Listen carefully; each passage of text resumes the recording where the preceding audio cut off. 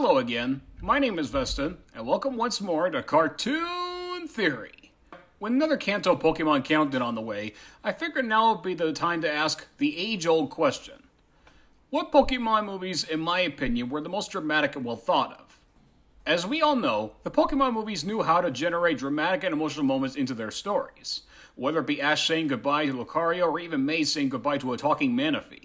But in my opinion, those are nothing compared to the two features I'm going to mention right now.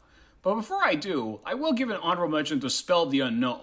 Mostly because I felt bad for Molly. She didn't deserve to be deserted by her own dad who got sucked away into an alternate dimension. Her reasoning for all the stuff that happened to Ash's mother and Brock and Misty losing to her Pokemon battles were mainly because of her grief and her parents having gone missing. It did eventually get resolved in the end during the end credits. I would have loved for them to pause the closing song to put an actual dialogue to the scene where Molly reunites with her real mother.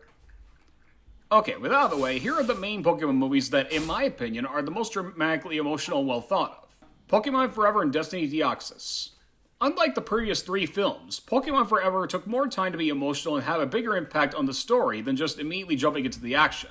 I mean, we got to see a lot of Ash and Sammy's relationship during the late night hours, even though they never stayed together. The relationship is similar in vein to whenever Ash hangs out with Richie during the Indigo competition or during the Master Quest. Perhaps the most emotional scene has to be where Celebi was on the verge of dying. Even when Suicune cleaned the lake, nothing could bring it back to life. And all of this was emotionally brought up by Tara Sands' performance as Sammy. Her voice got really emotional when he said that it was all the Marauder's fault for making Celebi use up so much energy in destroying the forest. Of course, I will admit, I was a bit baffled by the fact that the Iron Mask Marauder wasn't ready to give up even after Celebi was returned back to life.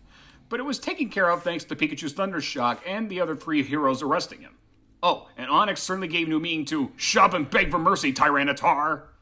But still, in Sam's mourning, it shows that without responsible thinking, man could easily become the enemy of nature.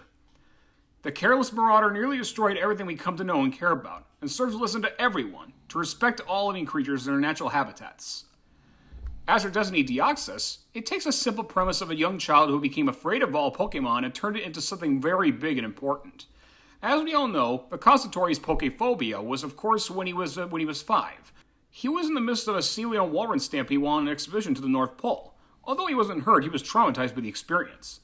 4 years went by, and I think at that time in the film he turned 9, and he still hadn't gotten over the fear of Pokemon, and had developed somewhat of a relationship with his somewhat imaginary friend who always comes to him whenever he's in his father's garden.